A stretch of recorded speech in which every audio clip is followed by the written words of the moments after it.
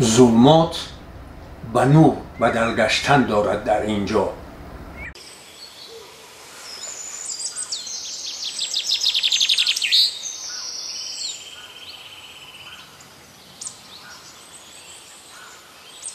اگر جسارت و مورد شناسی و خرد ازلی پرزیدنت نمی بود، ما از کدورت غضب ابتدای سالهای 90 عصر گذشته بیرون گشتن نمی توانستیم و مثل افغانستان همسایه یک عمر به مقابل همدیگر کارد و کمان سر دست داشتیم. در آن مورد نه به آزادی می رسیدیم و نه به آبادی اصل.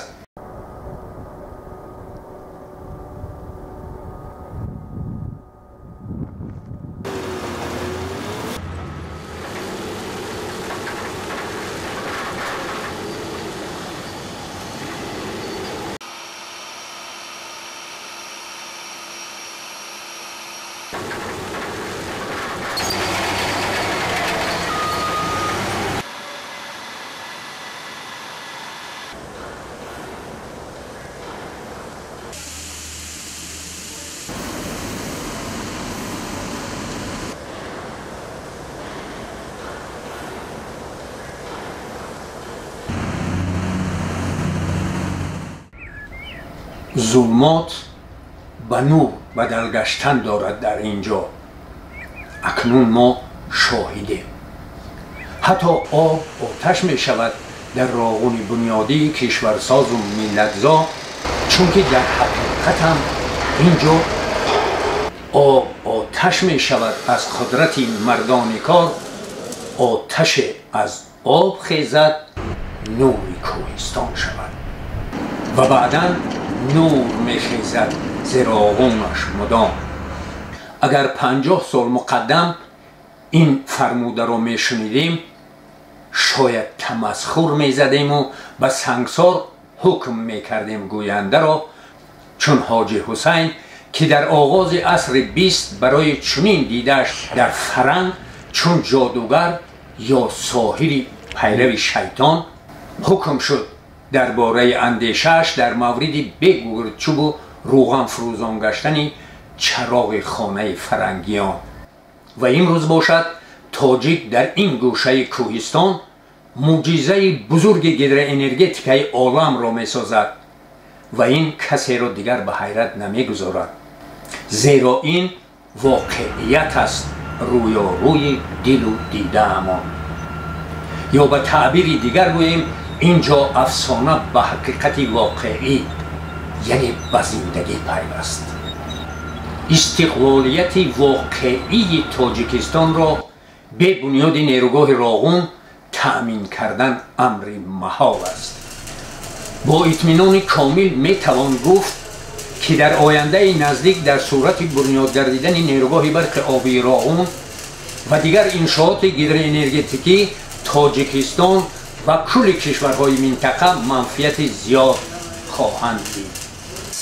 اطمینان کامل دارم که به شرافت زحمت صادقانه و صافدلانه شما متخصصان و ساختمانچیان نوبت اساسی نیروگاه برق آبی راغون در مهلت مقرر شده به کار در آمده، تاجیکستان صاحب اختیار ما را از لحاظ انرژتیکی نیز صاحب استقلال می‌گرداند و مشکلات امروزه مردم شریف کشورمان پوره برطرف می شود.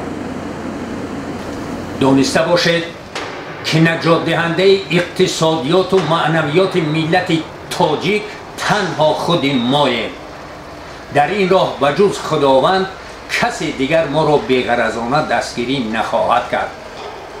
رمزی است که در عرفه جشن مقدس استقلالیت دولت ملیمان وقتی نوین تاجیک و تاجیکستانیان از راغون تازه طلوع کردن دارد.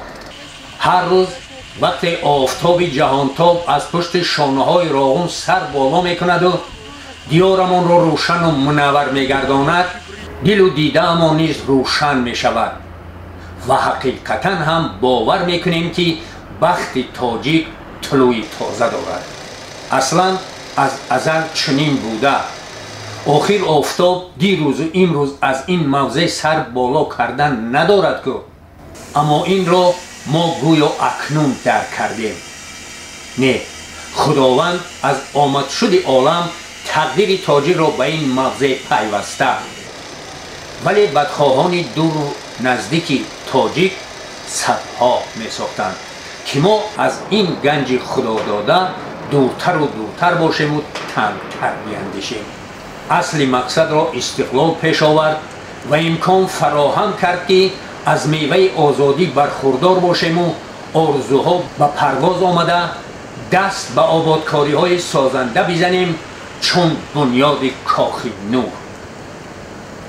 ولی آسان نبود به این موقع رسیدن و به خلاصه در کاری آمدن.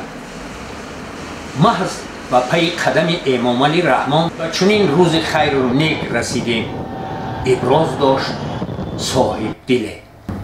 درست است، تصدیق می نمایند شاهدان واقعا که اگر جسارت و مورد شناسی و خرد ازلی پرزیدنت نمی بود، ما از کدورت غضب ابتدای سالهای 90 عصر گذشته بیرون گشتن نمی توانستیم و مثل افغانستان همسایه یک عمر به مقابل همدیگر کارد و کمان سر دست داشتیم.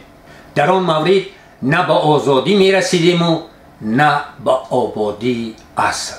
در این مانوگیرها من نیز همچون یک هوادار و شاهدی به واسطه زینه به زینه قامت افراختن این طرح تقدیرساز بنیادگذار به خلاصه آمدم که اگر خیرد ازلی راهبری، مورد شناسی و از این مقدمتر جسارتی به مثل محترم امام علی رحمان نمی بود، خاصت در چنین زمانی مرکب و پیچیدگی های سیاسی و بحران مالی سرتاسری عالم و ساختمان بزرگ چون نیروگاه راغون برگشتن برای تاجیکستان بر این مملکتی که مبلغ ساختمانش از بودجه آن زیادتر است هیچگاه دیگر دست نمیداد. شکر ایزید زان که ما را ابن رحمان سرور است، سایبان تاجیک روی جهان را بر سر است. می کند از بحر آبادی مهن منتلاش، زین سبب هم مهربانی خلق میهن پرور است. پیش از آن بودند ما را سروران بیشمار، لیک در کار و عمل او را بهای دیگر است. ملک ویران گشته را بینگر گلستان کرده است، هر کی این را می کند این کار بالله کافر است. چون انوشیروان و حاتم خیر و احسانش نگر، بینوایان را همیشه چون پدر بال و پر است. هر کجای می کنند افصاف او را قیصه ها، نام نیکش این زمان مشهور در بحر و بر است.